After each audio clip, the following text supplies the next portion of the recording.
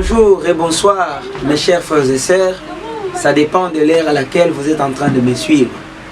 Vraiment, je vous salue au nom du Seigneur Jésus-Christ et je fais cette petite vidéo pour vous montrer quelle est l'importance d'une famille.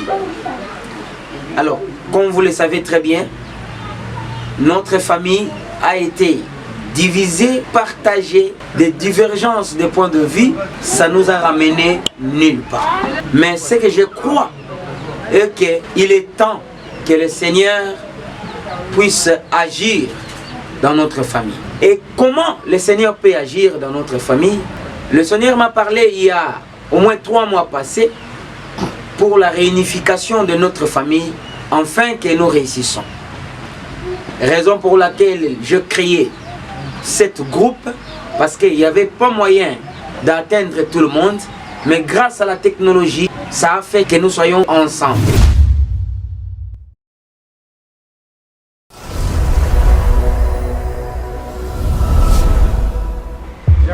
Bonjour et bonsoir mes chers frères et sœurs, ça dépend de l'heure à laquelle vous êtes en train de me suivre. Croyez-moi sur parole, tant on a kolobana yoke ko sangana liboke moko nde yango ba États-Unis lelo ba koma grande puissance.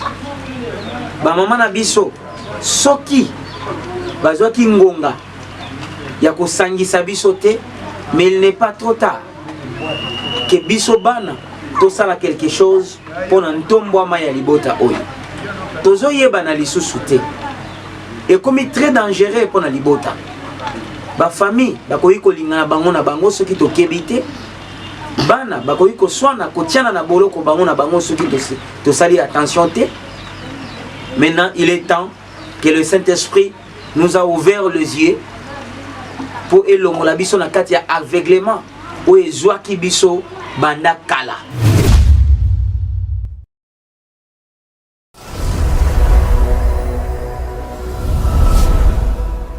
Vraiment na bonde libino bo adhérer na groupe oyo.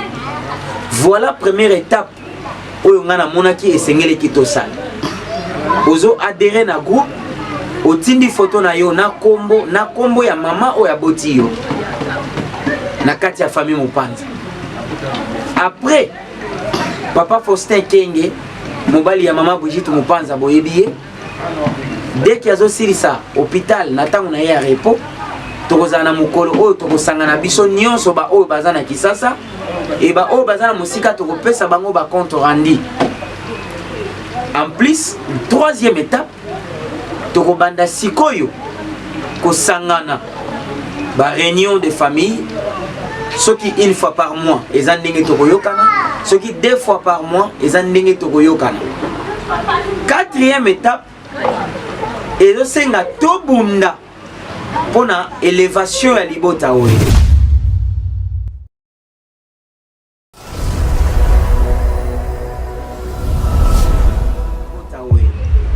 Frères et sœurs, en commençant par moi-même, d'abord boyebi ngai grand frère Nabino, j'ai été la honte pour la famille. Mais bondi melangai nzambe ya lola ayebi ko bongo la batu, pe ayebi ko changer makanisi ya batu. Il n'est pas trop tard pour le Seigneur. Croyez-moi, j'ai vraiment changé et j'ai besoin aussi que nous soyons unis et tokende liboso. Oya monaki ke yende a continuer koluka kokoti sa famille oyo na libulu, il est temps abongwana pe ayambola. Sinon manduki na nzambe ekozala na sima na ye. Tokobana kokende tina ngomba koluka nzambe to commission au même groupe intercession pour na koluka nzambe pour la délivrance ya libota na biso. Ce qui se passe dans notre famille, ce n'est pas logique et ce n'est pas physique. C'est des choses spirituelles que nous devons combattre pour avoir la délivrance.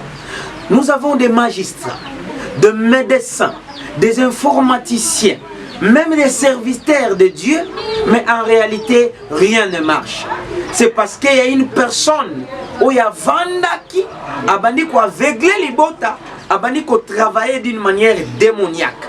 Mais cette fois-ci, croyez-moi sur parole, quand je vous garantis et que c'est le temps du Saint-Esprit pour notre famille, toute la famille va être délivrée au nom puissant de Jésus-Christ.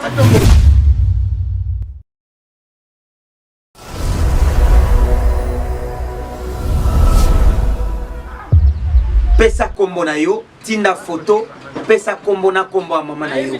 Oya boti yo, toko enregistrer yango, toko kutana. Biso nyonso ba o baza awa na Kinshasa, toko meka ko solola, to organiser ba rencontre ya famille. Soki kozala deux fois par mois, et ko senga ndenge toko yokana, soki kozala pe une fois par mois, et ko senga ndenge toko yokana avec une petite cotisation, poto banda ko sunga bandeko oyo bakokuta na difficulté quelconque. Troisième point, toko nango plus longue. Si na groupe ya intercession, to banda ko kende ko luka délivrance ya libota oyo na ngomba. Si to banda ko sacrifier journée moko lisusu par semaine pour na ko luka délivrance. Et zo senga ka prophétité en commençant par moi-même. Bokoki ko kamo. Pourquoi? Comment je peux parler ainsi? Mais croyez-moi sur parole quand je vous garantis et que le Seigneur a lokotakanase atomboli likolo pe apesitina. Tala Moïse mbia imbia.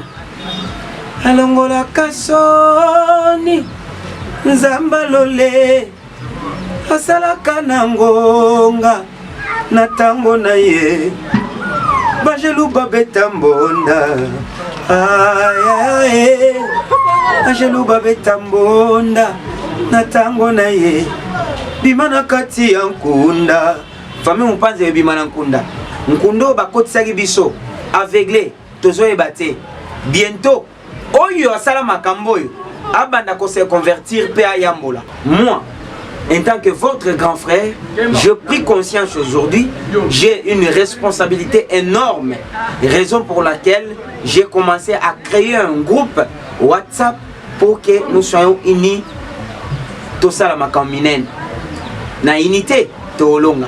Raison pour laquelle comment on a commis na C famille Mupanza, la fraternité et l'unité. Merci à tous, que le Seigneur vous bénisse.